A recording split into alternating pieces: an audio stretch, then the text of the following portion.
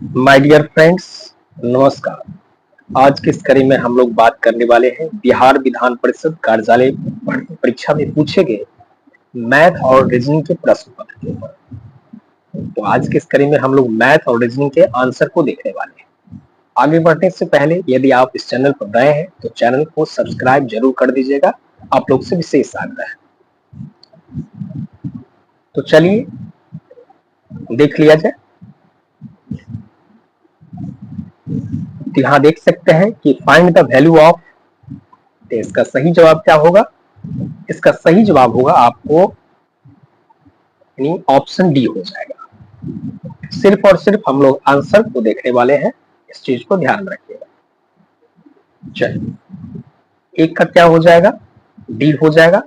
और अनावश्यक मैसेज नहीं करेंगे, आप लोग से विनम्र निवेदन है।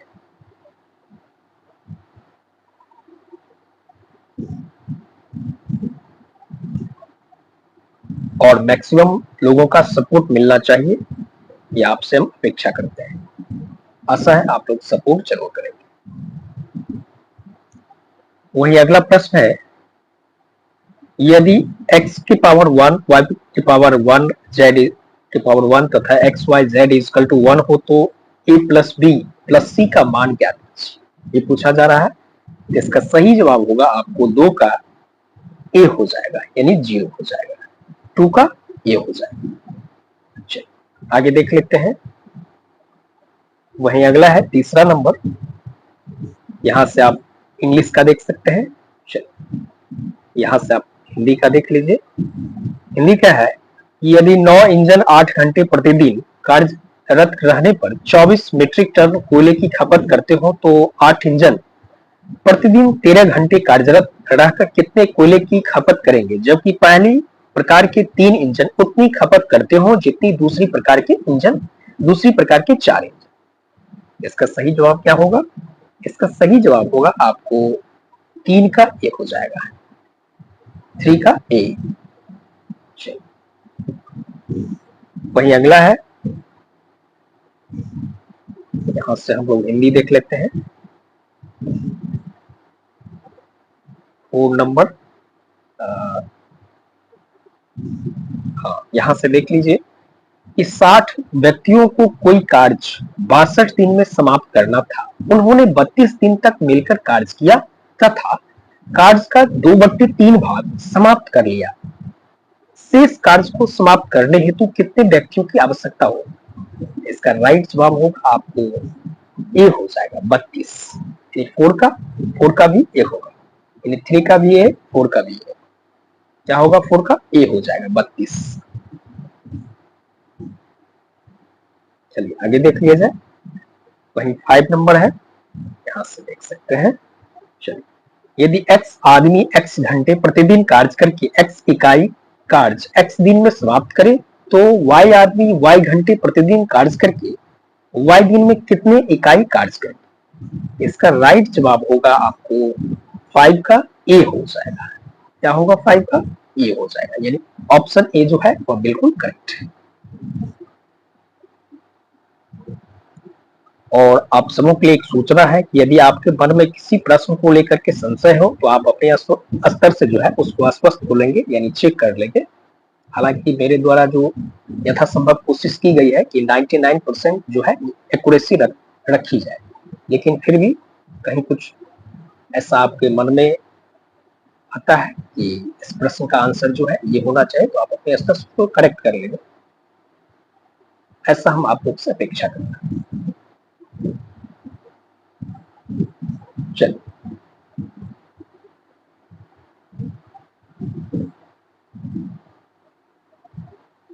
वही अगला है कि ट्रेन में बैठा एक आदमी 1 मिनट में 24 टेलीफोन पोस्ट की गिनती कर सकता है। यदि 2 टेलीफोन पोस्ट के बीच की दूरी 60 मीटर है तो ट्रेन किस गति से चल रही है?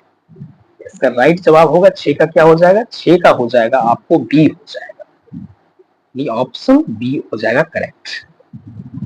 ऐसा हम इसलिए कह रहे हैं क्योंकि कुछ लोगों के द्वारा जो है अनावश्यक मैसेज कर दी जाती है। तो सबसे पहले है कि सभ्य मानव होने का परिचय दीजिए, अनावश्यक मैसेज मत कीजिए, आप लोग से आग्रह होगी। आज तो हम मैथ और रीजनिंग आप करवा देते हैं, लेकिन आगे से ध्यान रखिएगा, हम सिर्फ और सिर्फ आपको जीके जीएस का ही आंसर की प्रोवाइड करवा पाते हैं। चलिए,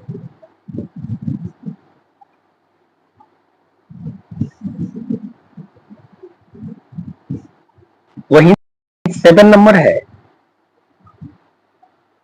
देख सकते हैं कि 7 नंबर प्रश्न क्या है, यहां से आप लोग देख लीजिए। चलिए, अब हम लोग आंसर की पर बात करते हैं कि आंसर है, एक मिनट रुक जाइए। ठीक, एक नाविक नदी में धारा के विपरीत 3/4 किलोमीटर जाने में 11 मिनट 15 सेकंड लेता है तथा वापस 7 मिनट 30 सेकंड में प्रारंभिक बिंदु पर पहुंच जाता है। शांत जल में नाविक की चाल तथा धारा का वेग ज्ञात कीजिए। तो 7 का क्या हो जाएगा, 7 का जो हो जाएगा आपको ए हो जाएगा, यानी 7 का भी ए होगा। ध्यान रखिएगा, 5 किलोमीटर प्रति घंटा, किलोमीटर 1 किलोमीटर प्रति घंटा। 7 का ए ऑप्शन जो है वो आपको बिल्कुल करेक्ट होगा। 7 का क्या होगा, ए हो जाएगा। आगे देख लेते हैं प्रश्न संख्या 8। प्रश्न संख्या 8 है कि एक स्टीमर की धारा की दिशा में एक बंदरगाह से दूसरे बंदरगाह तक पहुंचने में 4 घंटे लगते हैं। धारा की विपरीत दिशा में उसी दूरी को तय करने में उसे 5 घंटे लगते हैं। यदि धारा की गति 2 किलोमीटर प्रति घंटा हो तो दोनों बंदरगाह के बीच की दूरी ज्ञात कीजिए। इसका राइट जवाब होगा 8 का सी हो जाएगा, 80 किलोमीटर हो जाएगा। क्या होगा, 80 किलोमीटर हो जाएगा।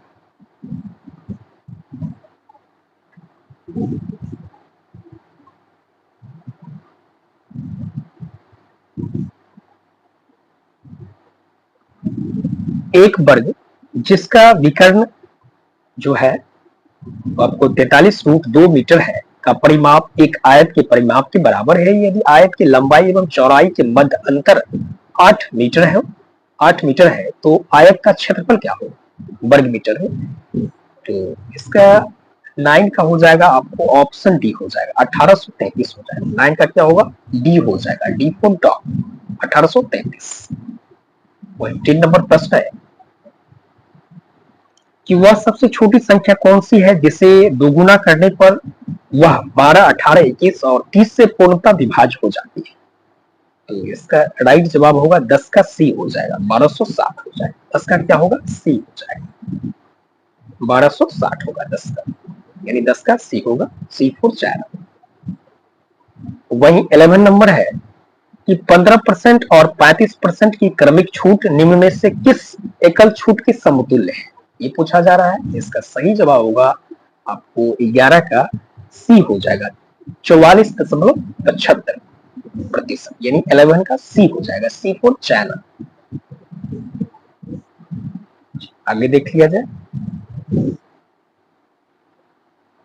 12 नंबर है, इधर से हम लोग हिंदी देख लेते हैं। एक समचतुर्भुज के विकर्णों के आधे भाग 75 सेंटीमीटर और 90 सेंटीमीटर है, इसका क्षेत्रफल ज्ञात कीजिए। 12 का हो जाएगा आपको डी हो जाएगा, 12 का क्या होगा, डी फॉर डॉग होगा। 12 का क्या होगा, 3500 सेंटीमीटर स्क्वायर।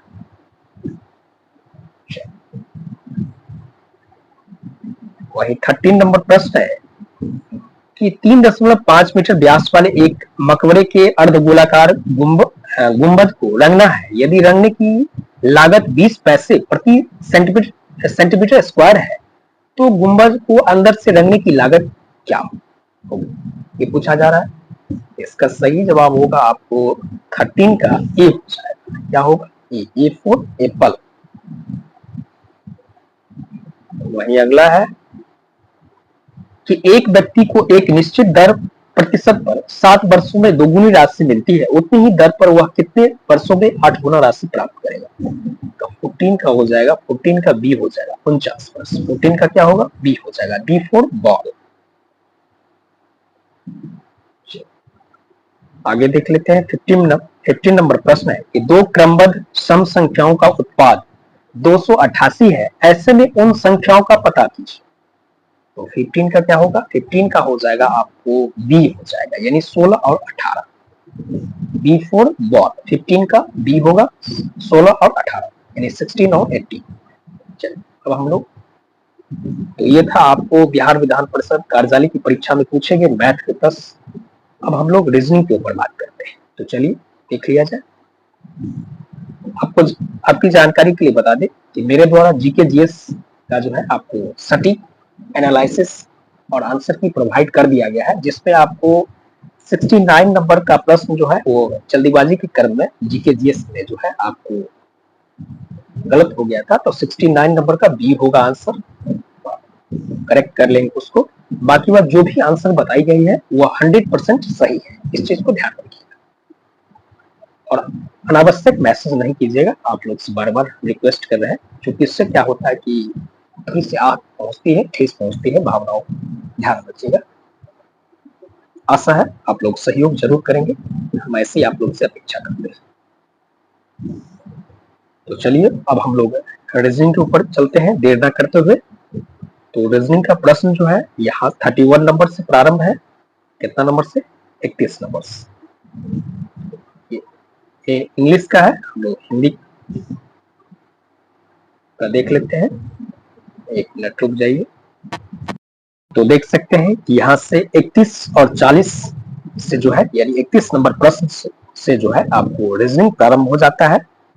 निम्नलिखित जानकारी को पढ़ें और नीचे दिए गए प्रश्नों का उत्तर दें। यानी ए, बी, सी और डी 4 दोस्त हैं जिन्हें वस्तुओं का आदान प्रदान करने से कोई फर्क नहीं पड़ता है।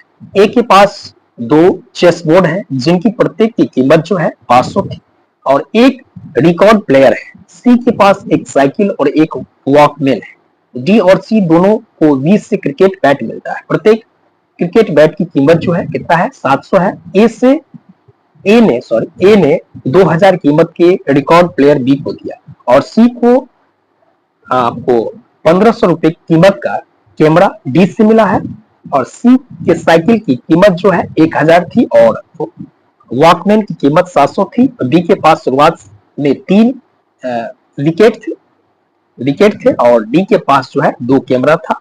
दोनों कैमरे की कुल लागत यानी कुल कीमत जो है वो आपको 5000 थी। ए ने अपना एक चेस बोर्ड सी को दे दिया और सी की साइकिल ले ली, यानी ए ने अपना एक चेस बोर्ड सी को दे दिया और सी की साइकिल ले ली।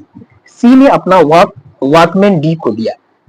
यहाँ को प्रश्न पूछा जा रहा है, इसको आप लोग देख लिए होंगे, ऐसा है। अब हम लोग यहाँ से देखते हैं प्रश्न क्या पूछा जा रहा है।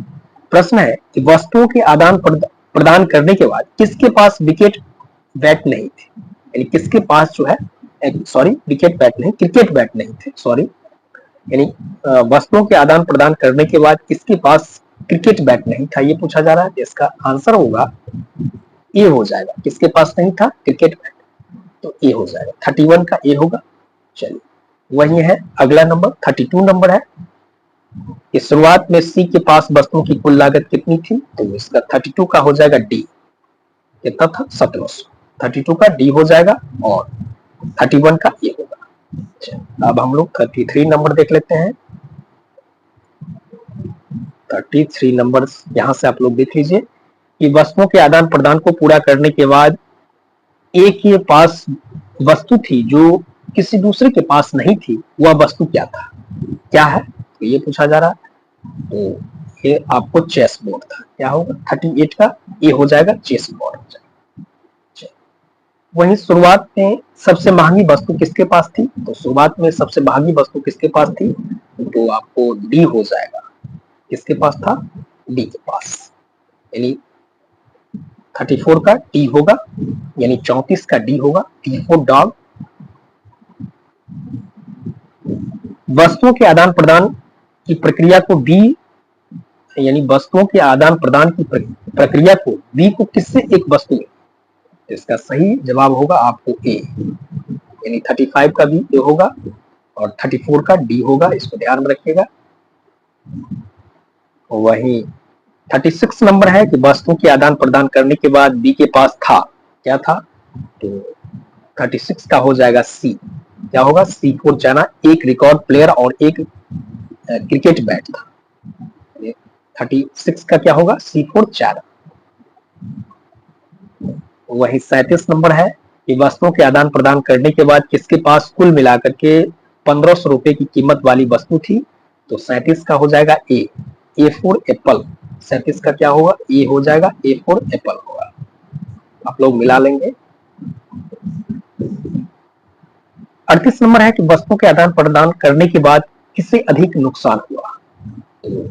38 पूछता है कि किससे अधिक नुकसान हुआ, तो आपको सी को जो है अधिक नुकसान हुआ। 38 का सी हो जाएगा, सी फॉर चाइना। वही अगला है 39 नंबर, वस्तुओं के आदान प्रदान करने के बाद किससे लाभ हुआ, तो किससे लाभ हुआ, आपको 39 का हो जाएगा, आपको 39 नंबर का हो जाएगा, आपको ए हो जाएगा, ए और बी। 39 का ए होगा। 14 नंबर है कि वस्तुओं के आदान प्रदान करने के बाद डी के पास था, तो डी के पास क्या था, तो डी के पास जो था आपको एक कैमरा, एक वॉकमैन और एक क्रिकेट बैट था। तो 40 का बी हो जाएगा, बी फॉर बॉल। आप लोग आंसर मिला लेंगे, हालांकि एक्यूरेसी का ध्यान रखा गया है, इस चीज को ध्यान में रखिएगा।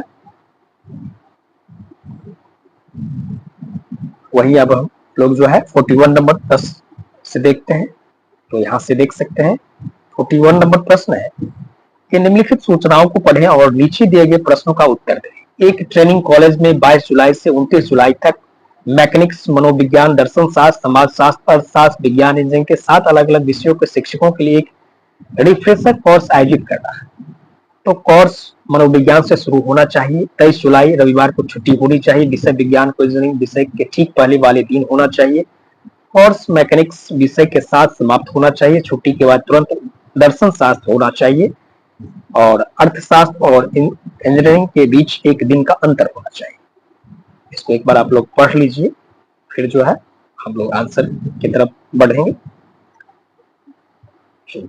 आशा है आप लोग देख लिए होंगे और आपके पास तो प्रश्न पत्र होगी हो, उससे आप लोग मिला लेंगे। तो चलिए, प्रश्न है कि रिफ्रेशर कोर्स निम्नलिखित में से किस के साथ शुरू होगा, यानी रिफ्रेशर कोर्स जो है निम्नलिखित विषयों में से किसके साथ शुरू होगा, तो 41 का हो जाएगा आपको ए हो जाएगा, मनोविज्ञान के साथ, यानी 41 का ए फॉर एप्पल होगा।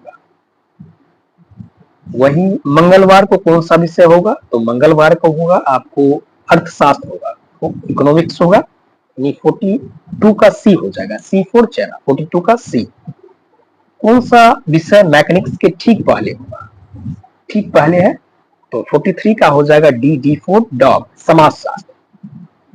43 का डी हो जाएगा, डी फॉर डॉग।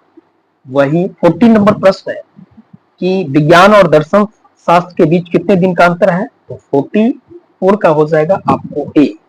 कितने दिन का अंतर है, एक दिन का, यानी विज्ञान और दर्शन शास्त्र के बीच कितने दिन का अंतर है, यानी 48 का हो जाएगा ए, ए फॉर एप्पल। 48 नहीं, 44 होगा। 44 का कितना होगा, ए होगा, ए फॉर एप्पल होगा। वही 45 नंबर का हो जाएगा आपको 45 यानी 45 का हो जाएगा डी, यानी विज्ञान कौन से विषय के ठीक बाद में है, तो क्या कौन से विषय के ठीक बाद में है, तो अर्थशास्त्र, यानी विज्ञान कौन से विषय के ठीक बाद में है, तो अर्थशास्त्र है, यानी 45 का हो जाएगा आपको डी, डी फॉर डॉग, 45 का डी। चलिए अब हम लोग 46 नंबर प्रश्न से देखना प्रारंभ करेंगे। तो 46 नंबर प्रश्न है, निर्देश है कि निम्नलिखित सूचनाओं का सावधानी पूर्वक पढ़ें और दिए गए प्रश्नों का उत्तर दें। इसको एक बार आप लोग देख लीजिए। ABCDEFGH एक संगठन के 7 कर्मचारी हैं जो क्रमशः एडमिनिस्ट्रेशन, अकाउंट्स, ऑपरेशन विभागों में काम करते हैं। प्रत्येक विभाग में कम से कम 2 कर्मचारी हैं, 3 महिलाएं, जिनमें से प्रत्येक विभाग में 1 महिलाएं कार्यरत। 7 कर्मचारी में से प्रत्येक अलग अलग राशि कमाता है। F एडमिनिस्ट्रेशन में काम करता है और उसका एकमात्र अन्य सहकर्मी जी अधिकतम कमाती है। सी जो सबसे कम कमाती है अकाउंट्स में काम करती है। बी और ई भाई है और एक ही विभाग में काम नहीं करते। ए एच का पति अकाउंट में काम करता है। एफ बी और ई प्रत्येक से अधिक कमाता है। जोड़े में पत्नी पति से अधिक कमाती है। तो यहाँ प्रश्न है, आशा है आप लोग यहाँ से देख लिए होंगे, इसको एक बार देख लीजिए, फिर हम लोग प्रश्न की ओर चलते हैं। यहाँ से प्रश्न है कि निम्नलिखित में से कौन सा महिलाओं का समूह है, तो कौन सा महिलाओं का समूह है, 46 नंबर हो जाएगा आपको सी, यानी GCH, यानी 46 6 का सी हो जाएगा सी फॉर चाइना, GCH। वही अगला है, किस विभाग में 3 लोग काम करते हैं? 47 नंबर हो जाएगा। 47 नंबर होगा डाटा अपर्याप्त है। 47 का आंसर जो होगा डी होना चाहिए, डी होगा, यानी डाटा अपर्याप्त है। चलिए 48 नंबर है कि 48 नंबर प्रश्न पूछा जा रहा है कि जब उन्हें अपनी आय के अवरोही क्रम में व्यवस्थित किया जाता है तो शीर्ष से एक ही स्थिति क्या हो? तो 48 का हो जाएगा चौथा। क्या होगा? 48 का सी हो जाएगा सी फॉर चाइना। 48 का सी होगा सी फॉर चाइना। 49 का होगा आपको निम्नलिखित में से किस विभाग में बी काम करता है? तो 49 का डी हो जाएगा। 49 का भी डी होगा, ध्यान रखिएगा। 49 का भी डी होगा, ये डाटा अपर्याप्त है, डी फॉर डॉग। 47 का भी आपको डी होगा, 47 भी का भी डी होगा और 49 का भी डी होगा। चलिए अब हम लोग 50 देखते हैं। 50 नंबर प्रश्न है कि निम्नलिखित में से कौन सा कथन पूरी तरह से सही है? तो 50 का हो जाएगा सी, सी फॉर चाइना। एक मिनट रुक जाइए, क्या होगा? 50 का सी, सी फॉर चाइना, यानी एफ ने बी और ई से ज्यादा कमाया, तो 50 का हो जाएगा सी, सी फॉर चाइना। 50 का क्या होगा? सी, सी फॉर चाइना। अब हम लोग 51 नंबर प्रश्न की ओर चलते हैं। तो 51 नंबर यहाँ से देख लीजिए, निर्देश देख लीजिए कि निम्नलिखित सूचना ध्यान पूर्वक पढ़ें एवं नीचे दिए गए प्रश्नों का उत्तर ABCD एवं EF 6 सदस्य हैं। ए तथा बी पति पत्नी है, ए और बी जो है पति पत्नी है। ए पुरुष सदस्य है, ई बहन है डी की, और डी एक मात्र पुत्र है सी का जो भाई, यानी डी एक मात्र पुत्र है सी का जो भाई है ए का। बी एफ की पुत्री है जिसका पति स्वर्गवासी है। तो एफ जो है प्रश्न है कि एफ किस तरह से संबंधित है ए से, यानी एफ का और ए का संबंध क्या है? तो 53 नंबर प्रश्न है कि 53 नंबर का होगा माता। क्या होगा? माता, मदर होगा। 53 का ए हो जाएगा, ए फॉर एप्पल।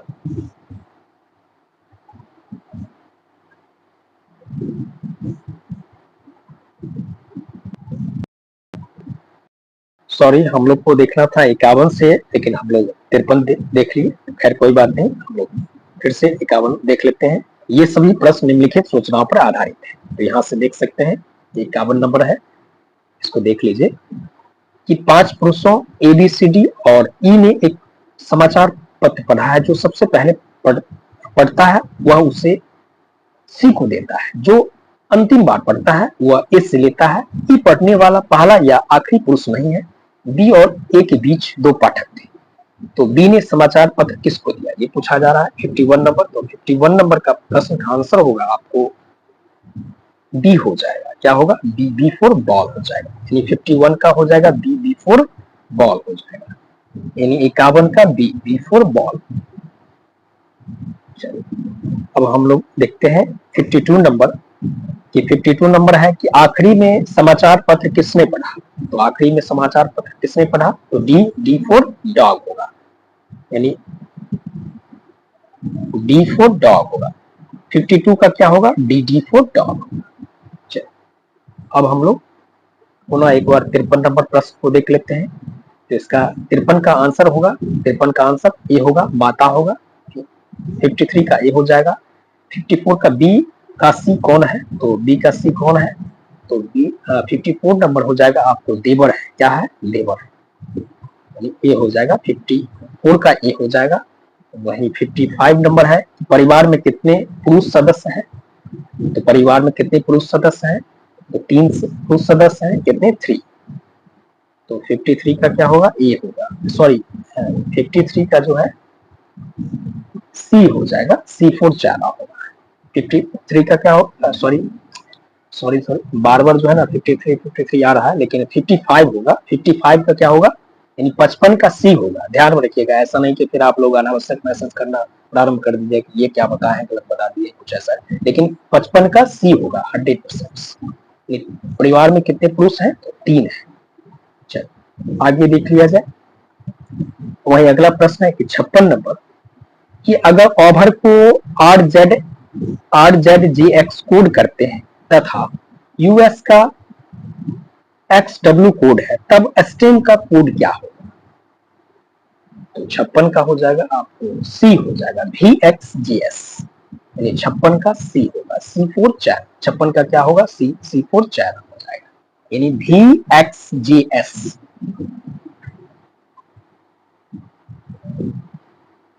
वही 57 नंबर है, इसको हम लोग 55 नंबर देख चुके हैं। 55 का C होगा 3। वही हम लोग 56 देख चुके हैं। 56 का भी C होगा, VXGS। वही 57 नंबर, 57 का क्या होगा? 57 का जो है ये हो जाएगा, A4 एप्पल होगा। यहां से आप लोग हिंदी देख लीजिए कि यदि बिल्डिंग का कोड जो है CVGME JOH तथा इंस्टीट्यूट का कोड जो है JOTUJUVUF है, तो निम्नलिखित का कोड क्या होगा? कोडिंग डिकोडिंग से संबंधित प्रश्न है। इसका सही जवाब होगा आपको 57 नंबर का ए हो जाएगा, A4 एप्पल होगा। क्या होगा? 57 का ए हो जाएगा, A4 एप्पल होगा। वही 58 नंबर है। 58 नंबर यहां से देख लीजिए कि अगर R तथा U का कोड क्रमशः 9 और 6 है, तब एकोमोडेट यानी एकोमोडेट को कैसे कोड करेंगे? तो इसको कैसे कोड करेंगे? तो इसका 58 का हो जाएगा आपको B होगा, B4 बॉल हो जाएगा। 58 का क्या होगा? B हो जाएगा, B4 बॉल। ध्यान में रखिएगा, 26 24 24 12 14 14 12 23 26 07 22, 58 का B4 बॉल। चल आगे देख लेते हैं 59 नंबर कि निम्नलिखित श्रृंखला में प्रश्नवाचक चिन्ह के स्थान पर आने वाली संख्या को चुनें। तो इसका सही जवाब क्या होगा? 17 20 15 22 13 के बाद क्या आएगा? तो 59 का जो है 24 आएगा, यानी डी होगा D4 डॉग, यानी 59 का क्या होगा? D4 dog. वही अगला है 60 नंबर और आखिरी प्रश्न है रीजनिंग का। इसके बाद जो है GS है, आपको जानकारी में है ही। तो यहां से हम लोग देख लेते हैं 60 नंबर का आंसर क्या होगा। तो 60 का हो जाएगा C4 चाइना। 60 का क्या होगा? C4 China. यहां से आप लोग हिंदी देख लीजिए कि यदि किसी सांकेतिक भाषा में ट्रुथ को SUQSTVSUGI लिखा जाता है, तो उसी सांकेतिक भाषा में जो है फॉल्स को किस प्रकार लिखा जाएगा? यहां से आप लोग देख लीजिए, तो इसका सही जवाब क्या होगा? आपको C हो जाएगा, 60 का C होगा, C4 चैनल। तो ये था आपको बिहार विधान परिषद की परीक्षा में पूछे गए मैथ और रीजनिंग के प्रश्न। आशा करते हैं कि आपको सारी जानकारी और सारे प्रश्न का आंसर मिल गया होगा और आप लोग से सहयोग अपेक्षित है। आशा है आप लोग सहयोग जरूर करेंगे और मिलते हैं एक नई वीडियो के साथ। तब तक के लिए धन्यवाद। जय हिंद।